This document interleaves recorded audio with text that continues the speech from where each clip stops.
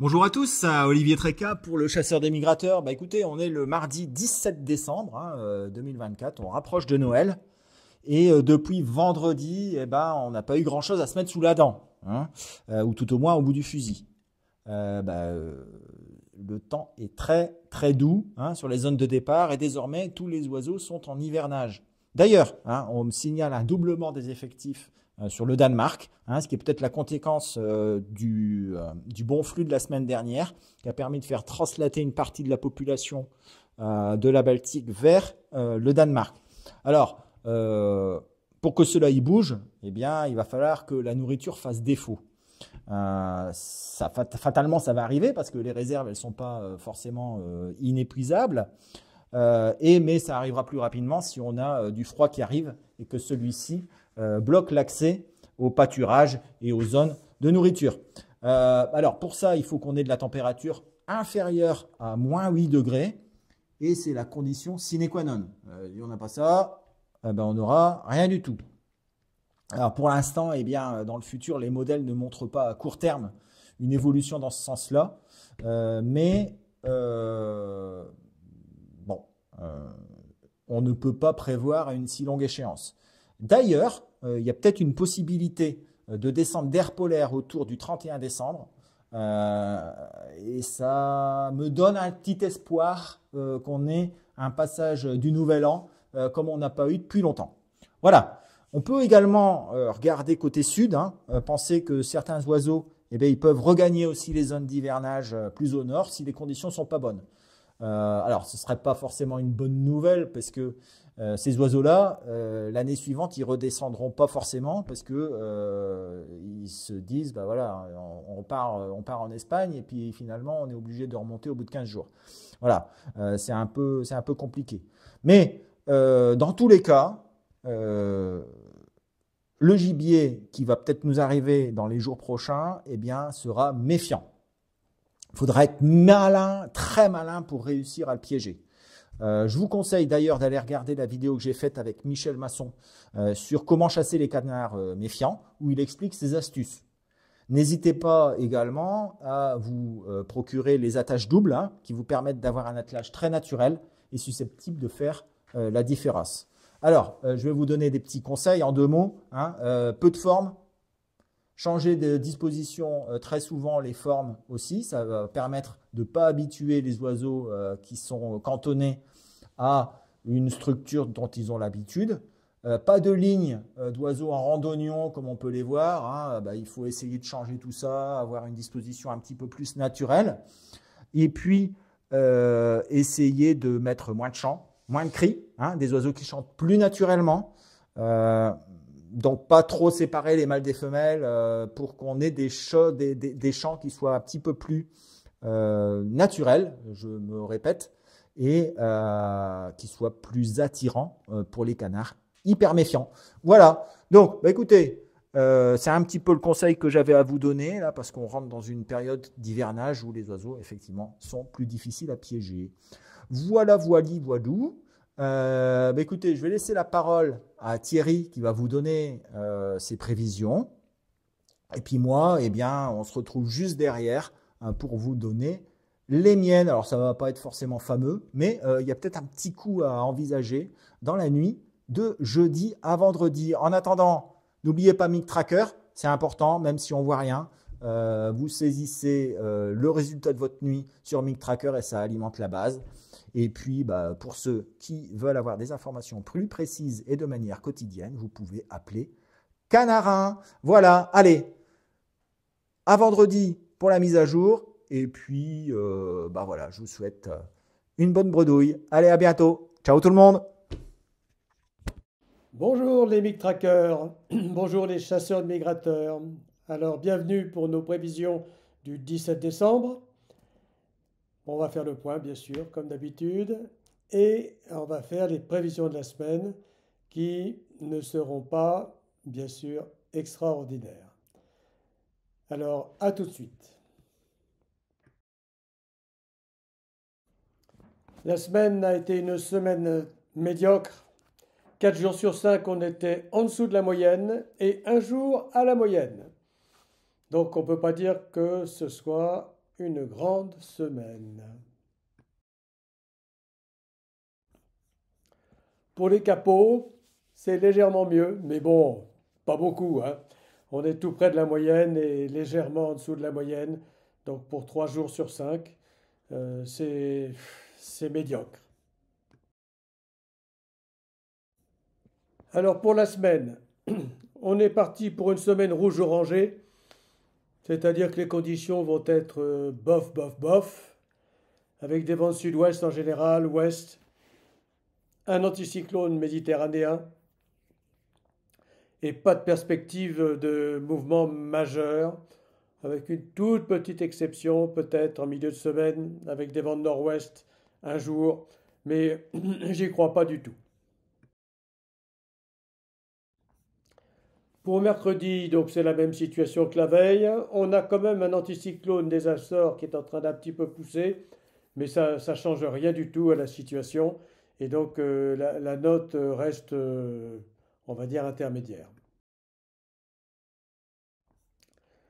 Pour jeudi, l'anticyclone vient déborder sur l'Irlande et sur l'Angleterre. Est-ce que ça va faire bouger les oiseaux? Je n'y crois pas beaucoup. Donc je laisse une note à 2 sur 5, soit légèrement au-dessus de la moyenne, parce que le temps est pas défavorable et qu'on peut avoir des repositionnements quand même.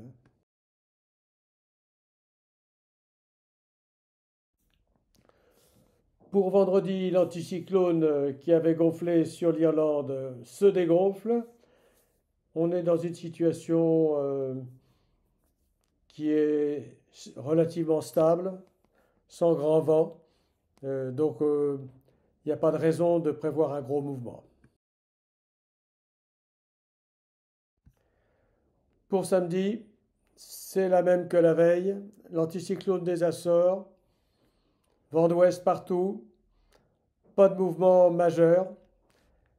La seule chose qui est à peu près intéressante, c'est que peut-être que le ciel s'éclaircit pour la fin d'année, mais ça, c'est encore un petit peu trop tôt pour dire.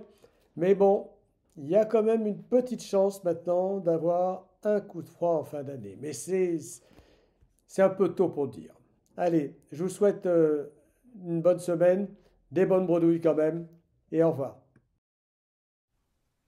Bon, ben voilà, on se retrouve pour les prévisions. Alors, pour cette nuit de mardi à mercredi, alors c'est la nuit du 17 au 18 décembre, et bien, voyez, on a des hautes pressions qui sont situées sur la mer Méditerranée et sur les Balkans, donc dans une zone qui va de l'Espagne à la Turquie. Et puis au nord, on est complètement dépressionnaire.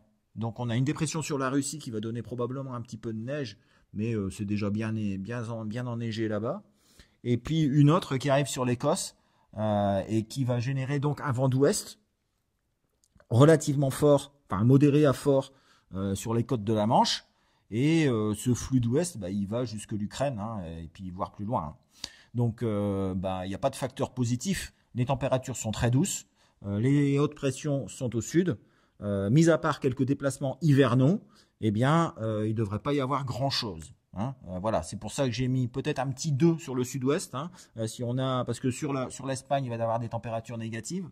Donc peut-être que les oiseaux, finalement, ils vont aller vers le nord pour trouver des températures positives sur les réserves de l'ouest de la France et de l'Atlantique. Allez, mercredi à jeudi, la dépression qui était sur l'Écosse la veille, elle se décale sur la Scandinavie. Ça génère une descente d'air polaire avec un anticyclone, une dorsale qui se positionne au large de l'Irlande. Malheureusement, cette descente d'air polaire ne va pas aller plus loin que la Grande-Bretagne. Et plus au sud, les flux sont toujours au sud-ouest, de Bordeaux jusque Moscou. Donc quelque part, il ne devrait pas y avoir grand-chose. On sait bien que depuis le début de la saison, ces descentes d'air polaire via UK nous donnent quasiment rien. Je ne vois pas pourquoi ce serait bien mieux cette fois-ci. Je mets une étoile et demie sur le nord-ouest au cas où. Mais c'est plus par acquis de conscience que par, que parce que je suis sûr. Non, c'est juste au cas où. Alors, pour jeudi à vendredi, là par contre, ça peut être un petit peu plus intéressant.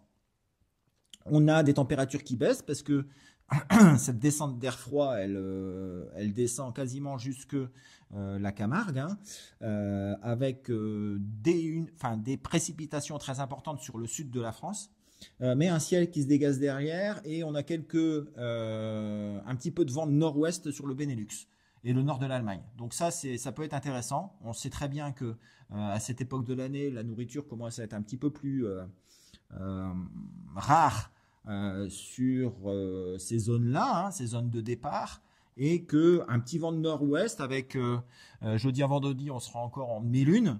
Ça peut peut-être faire bouger quelques oiseaux en deuxième partie de nuit sur les lignes intérieures du nord, voire un peu plus loin, hein, peut-être quelques oiseaux aussi du Der qui pourraient bouger jusque la Camargue. D'autant plus qu'il y a un bon petit jet qui va de Londres jusque Turin. Voilà, donc ça peut être intéressant cette nuit de jeudi à vendredi. C'est peut-être bien la seule de la semaine parce que vendredi à samedi, alors le jet est bon, hein, mais les hautes pressions elles reviennent sur le sud de la France et les températures redeviennent positives un petit peu partout. On a un flux océanique doux qui va arriver de nouveau sur les îles britanniques et sur l'ouest de la France. Les hautes pressions sont sur l'Espagne, le flux repart à l'ouest, et c'est chocolat bleu pâle, c'est mort. Donc plus de descente, peut-être même un petit peu de remontée des oiseaux qui seraient descendus la veille vers leur réserve batave. Samedi à dimanche, c'est quasiment la même carte, hein, si on regarde bien. On a de nouveau une dépression très importante sur le nord de l'Écosse, entre l'Islande et l'Écosse, vent d'ouest sur la France, qui remonte même jusque la mer Blanche, là-bas tout en haut. Et donc, il n'y a pas de possibilité de descente d'oiseaux. Toujours peut-être encore quelques oiseaux qui pourraient éventuellement fuir les températures négatives de l'Espagne. Mis à part ça, voilà, je pense que ce ne sera pas terrible, d'autant plus qu'il y a un peu de pluie sur le Benelux. Donc pas de descente. Voilà, j'en ai terminé avec mes cartes. Donc la seule nuit à passer cette semaine, hein, eh bien ce serait peut-être la nuit du jeudi à vendredi. C'est toujours pour le jeudi à vendredi en ce moment. C'est comme ça, c'est une très bonne année pour le jeudi à vendredi. Voilà, j'en ai terminé. Je vous souhaite à tous une excellente semaine. On se retrouve vendredi pour la mise à jour. Et on verra bien si cette nuit de jeudi à vendredi aura donné un petit peu d'activité sur le nord de la France. En tout cas, n'oubliez pas Mic Tracker, n'oubliez pas de vous abonner à la chaîne si ce n'est pas encore fait. Et puis, si vous voulez des informations en continu quotidiennement et mises à jour quotidiennement, eh bien, vous pouvez appeler Canarin. Voilà, en tout cas, bonne semaine et à vendredi. Allez, ciao à tout le monde.